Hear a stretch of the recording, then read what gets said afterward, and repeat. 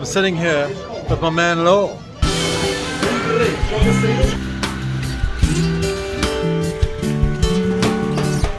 I just want to thank you so much for coming in. And they are touting my services as if I'm going to be a tour guide. I'm thinking about it.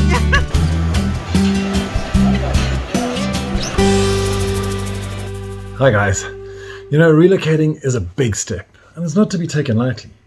But I'm sure you've watched a ton of videos about Portugal and possibly some other places in the world, and you're narrowing down your options. It's very important to, once you've narrowed down your options to a country, obviously to narrow down your options to a region. You could choose Porto, Lisbon, or the Algarve, or anywhere in between.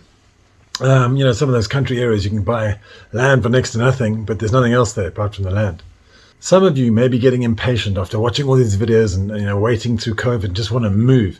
But I really think that a scouting trip is a great idea, especially if you have a wife or a husband, family, or you got to sell a house and stuff like that. You could be adventurous like I did and just move over, but there was a very, very different kettle of fish because I was on my own, I was single, and I had a job here already, and it was just easy to come straight over and work here. So once you've narrowed down your options, definitely come and have a look and do a scouting trip. And now planning your scouting trip is important too, because you want to see all the places you can. But now going from one place to the next might not give you a really good impression. You'll just get a first glance. Having a coffee in a town, sure, you can get a feeling for it, but ideally once you've done that, it would be great if you could try and spend maybe a week in an Airbnb in each town just to get the feel for it.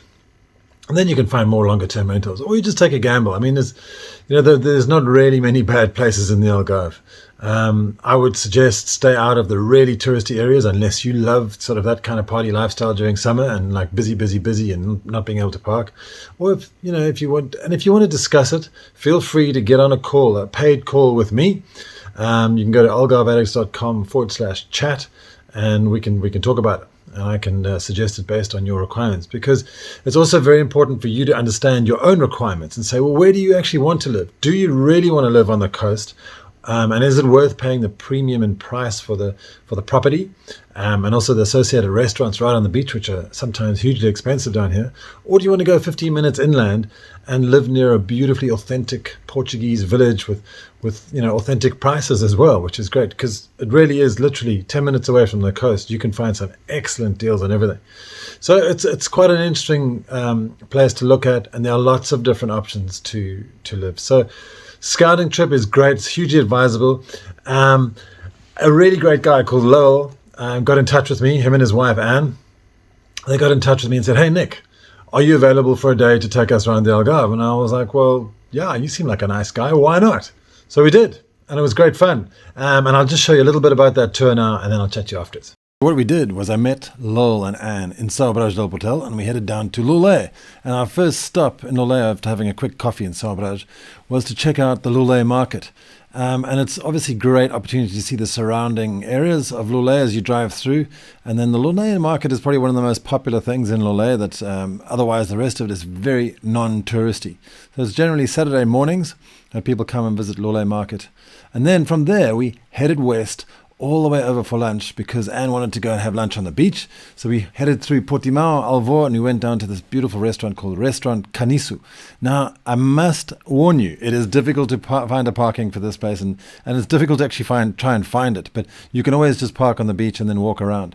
Okay, so if you can hear me over all this hubbub, I'm sitting here with my man Lowell, and we're having an amazing day, which I'll tell you all about. But this is one of the most special restaurants in the Algarve. It's quite unique. Do you agree? I would totally agree, and I would highly suggest it.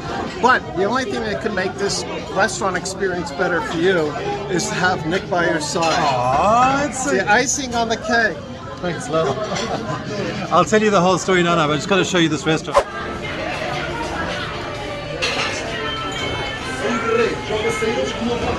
And how was your meal at the Caniço? It was delicious. I had some fresh fish, local. Awesome. Fresh fish. It's a very, very nice dourada. Goulash.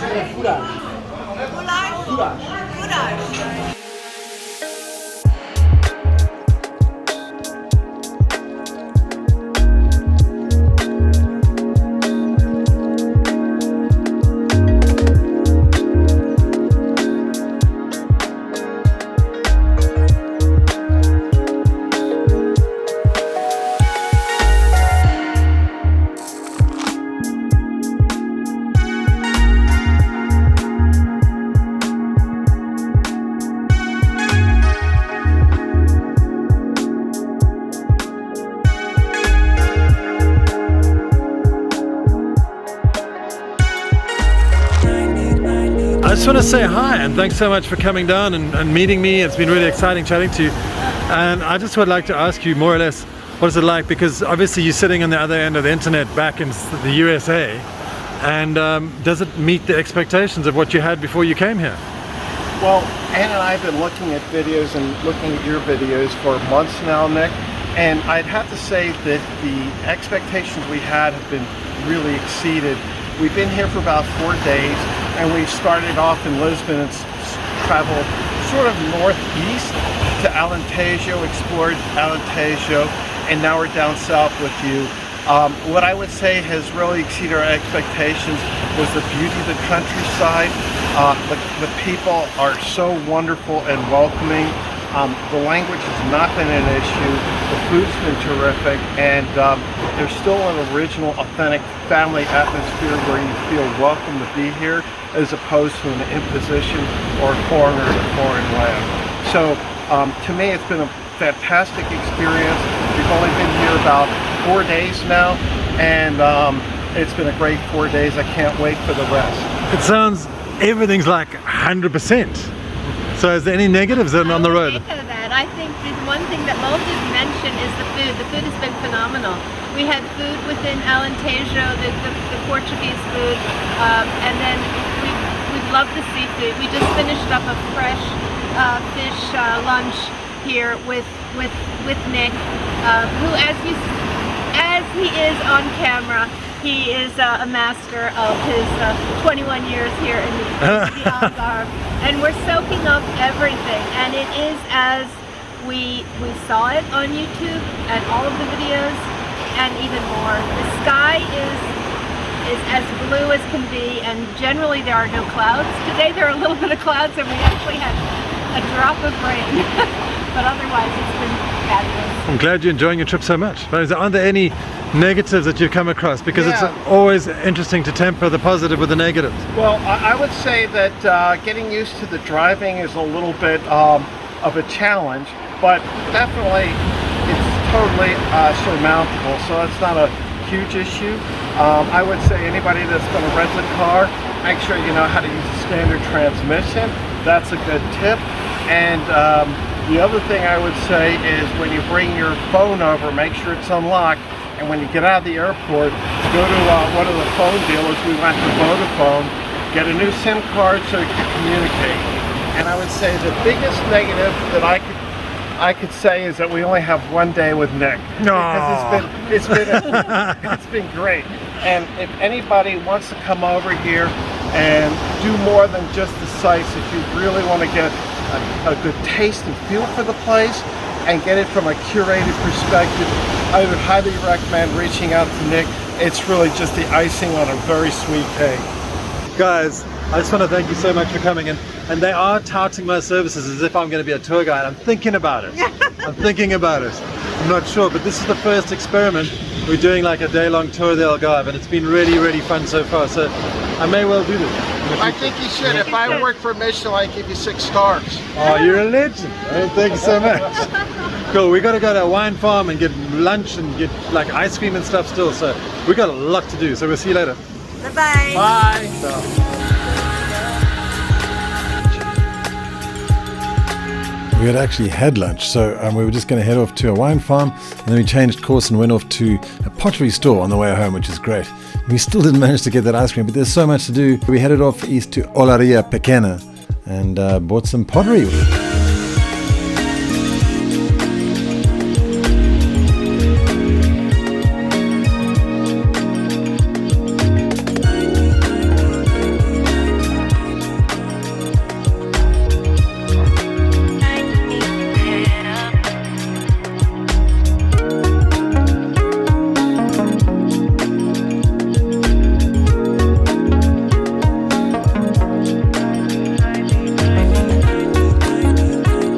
So as you can see, there's tons to do in the Algarve. It's difficult to pack it all into 1 day, let alone 1 week. If you do need me, and if you really think it'd be great to have me on board, just get in touch and I'll see if I'm available for a day tour. Otherwise, you can get on a paid call with me through algarveaddicts.com/chat. And if you need, I can also assist you with a paid itinerary. So let me know. Have a great week. algarveaddicts.com.